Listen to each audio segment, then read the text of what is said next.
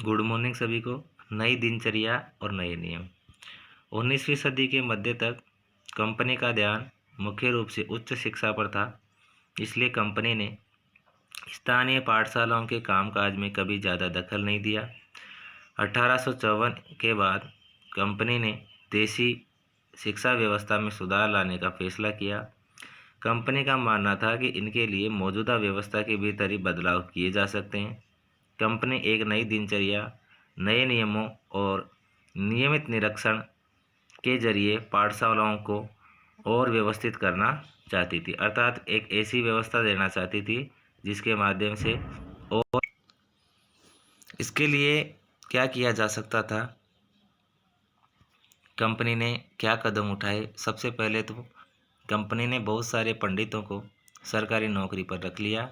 इनमें से प्रत्येक पंडित को 4-5 स्कूलों की देखरेख का जिम्मा सौंप दिया। पंडितों का काम पाठशालाओं का दौरा करना था और वहां अध्यापन की स्थितियों में सुधार लाना था। प्रत्येक गुरु को निर्देश दिया गया कि वे समय समय पर अपने स्कूल के बारे में रिपोर्ट भेजें और कक्षाओं को नियमित समय सारणी के अनुसार पढ़ाएं। अब अध्यापन पाठ्य पुस्तकों पर आधारित होगा और विद्यार्थियों की प्रगति को मापने के लिए वार्षिक परीक्षाओं की रूपरेखा भी तैयार की जाने लगी। विद्यार्थियों से कहा गया कि वे नियमित रूप से शुल्क दें, नियमित रूप से कक्षा में आएँ, तय सीट पर बैठें और अनुशासन के नियमों का पालन करें। नए नियम पर चलने वाले पाठशालाओं को सरकारी अनुदान मिलने लगे। जो पाठशालाएं नई व्यवस्था के भीतर काम करने को तैयार नहीं थी, उन्हें कोई सरकारी सहायता नहीं दी जाती थी। जिन गुरुओं ने सरकारी निर्देशों का पालन करने की बजाय अपनी स्वतंत्रता बनाए रखी, वे सरकारी सहायता प्राप्त और नियमों से चलने वाली पाठशालाओं के सामने कमजोर पड़ने लगे। इन नए नियमों और दिनचर्या का एक और भी नतीजा हुआ। पहले वाली व्यवस्था में गरीब किसानों के बच्चे भी पाठशालाओं में जा सकते थे, क्योंकि शालाओं की समय सारणी काफ़ी लचीली होती थी। नई व्यवस्था के अनुशासन की मांग थी, बच्चे नियमित रूप से स्कूल आएँ। अब कटाई के मौसम में भी बच्चों का स्कूल में आना जरूरी था, जबकि उस समय गरीब घरों के बच्चे खेतों में काम करने जाया करते थे। अगर कोई बच्चा स्कूल नहीं आ पाता था तो इसे अनुशासनहीनता माना जाता था, यानी बच्चा पढ़ना लिखना ही नहीं जानता। राष्ट्रीय शिक्षा की कार्यसूची। केवल अंग्रेज अफसरी भारत में शिक्षा के बारे में नहीं सोच रहे थे। 19वीं सदी की शुरुआत में भारत के विभिन्न भागों में बहुत सारे विचारक शिक्षा के व्यापक प्रचार प्रसार की जरूरत पर जोर देने लगे थे। यूरोप में आ रहे बदलावों से प्रभावित कुछ भारतीयों का मानना था कि पश्चिमी शिक्षा भारत का आधुनिकीकरण कर सकती है। उन्होंने अंग्रेजों से आह्वान किया कि वे नए स्कूल, कॉलेज और विश्वविद्यालय खोले तथा शिक्षा पर ज़्यादा पैसा खर्च करें।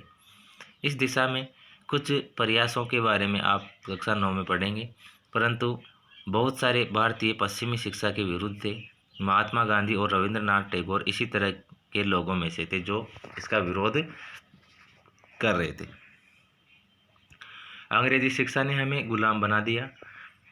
महात्मा गांधी का कहना था कि औपनिवेशिक शिक्षा ने भारतीयों के मस्तिष्क में हीनता का बोध पैदा कर दिया है।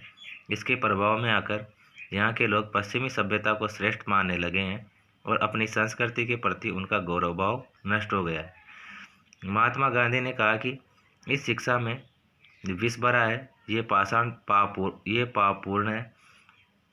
इसने भारतीयों को दास बना दिया है, इसने लोगों पर प्रभाव डाला है। उनके मुताबिक पश्चिम से आने वाली हर चीज़ की प्रशंसा करने वाले इन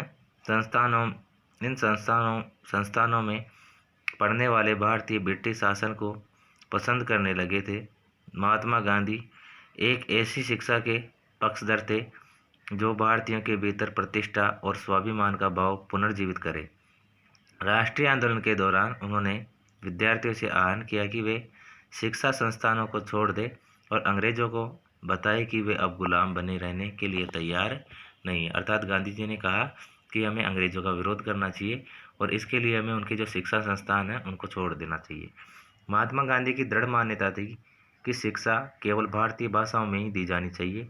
उनके मुताबिक अंग्रेजी में दी जा रही शिक्षा भारतीयों को अपाहिज बना देगी। उसने उन्हें अपने सामाजिक परिवेश से काट दिया है और उन्हें अपनी भूमि पर अजनबी बना दिया है। उनकी राय में विदेशी भाषा बोलने वाले, स्थानीय संस्कृति से घृणा करने वाले अंग्रेजी शिक्षित भारतीय अपनी जनता से जुड़ने के तौर तरीके भूल चुके थे। तो इस तरीके से देखा हमने। आगे हम पढ़ेंगे कल कि गांधी जी ने और किस तरीके से इनका विरोध किया है।